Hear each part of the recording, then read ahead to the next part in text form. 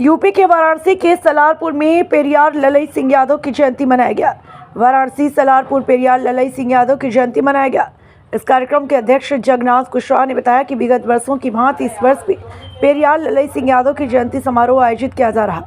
पेरियार ललई सिंह यादव का जन्म 1 सितंबर 1911 को गांव कठारा, जिला कानपुर देहात के एक समाज सुधारक सामान्य कृषक परिवार में हुआ था। उसके बचपन का नाम लल्ला था। लल्ला से ललई हुआ। पिता गुज्जू यादव एक कर्मठ आर्य समाजी थे। इनकी माता का नाम मूला देवी था।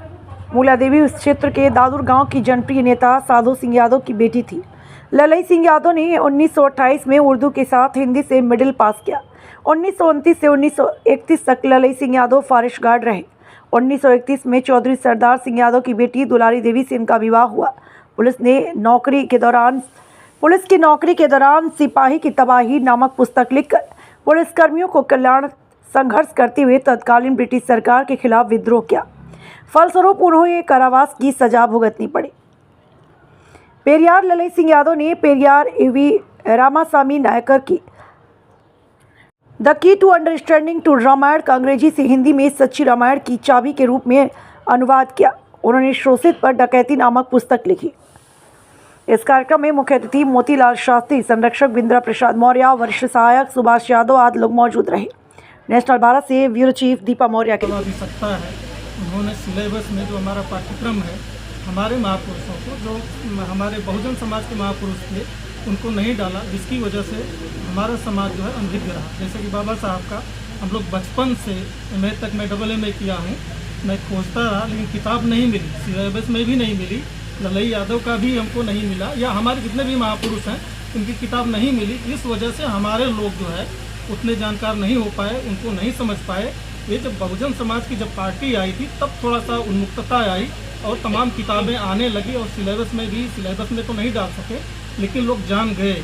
जब हम जान गए, हमारा समाज जान गया कि हमारे महापुरुषों ने कितना संघर्ष किया है इस देश की आज़ादी के लिए, समता के लिए, स्वतंत्रता के लिए और भाईचारा के लिए, तो हम उनके आदर्शों को अपने समाज को नहीं बताएंगे, जब तक वो समझ नहीं पाएंगे तो संघर्ष नहीं करेंगे।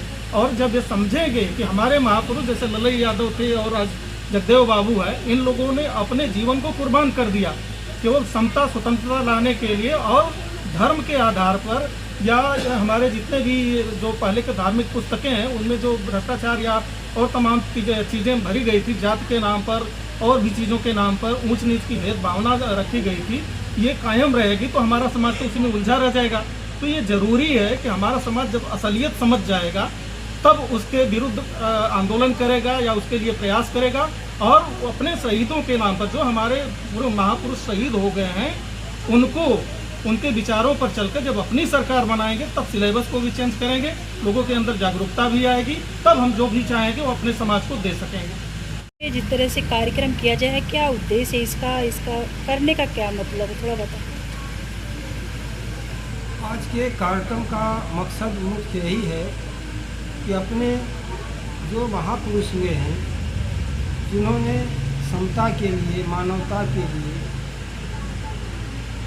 बराबरी के लिए लड़ाई लड़े हैं और लोकतांत्रिक भारत के निर्माण के लिए जो लड़े हैं, उनके बारे में चर्चा करना, उनके जीवन संघर्षों को बताना, ताकि आने वाली पीढ़ी फिर से गुलामी की दिशा में न जा सके और इस देश को, जो गौरवशाली देश था, उसको गौरवशाली देश बना कर।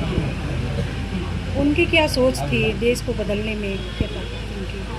हमारे जो महापुरुष हैं जिनके यादगार में आज हम लोग यहाँ आए हैं, चाहे वो महात्मा फूले हों, साहू महाराज हों, बाबा साहब अम्बेडकर हों, ललई सिंह यादव हों, माननीय रामस्वरूप वर्मा हों या शहीद जगदेव प्रसाद हों, इन लोगों का जो चिंतन था इस देश के अंदर एक राज्य का चिंतन था, लोकतांत्रिक भारत बनाने का चिंतन था,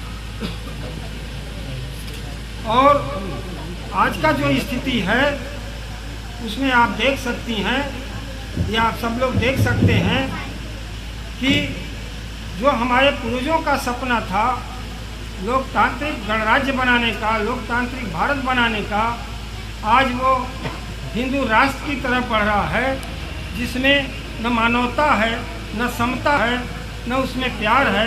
उस नफरत के माहौल में अपने पूर्वजों के संदेश के माध्यम से हम लोग इस देश के अंदर फिर से अपने उस अखंड भारत को, इस लोकतांत्रिक भारत की दिशा को हम लोग फिर से बनाने की दिशा में प्रयास है।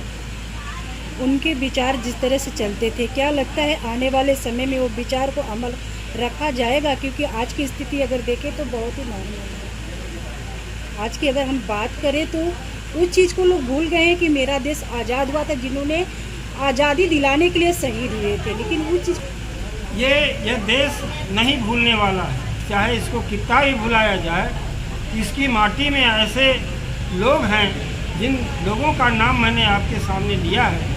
जब तक इनके दर्शन को, इनके साहित्य को जन जन तक हम लोग प्रचारित और प्रसारित नहीं करेंगे, इनके जीवन संघर्ष को नहीं बताएंगे, तो जो आने वाली पीढ़ी है निश्चित तौर पर गुमराह होगी। जो देश तो आज़ाद हुआ, आज़ाद भारत के अंदर जिन हमारे महापुरुषों का संघर्ष था वो पुस्तकों में लाया नहीं गया।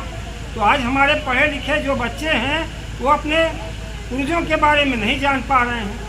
आज जो हमारी बच्चियां हैं या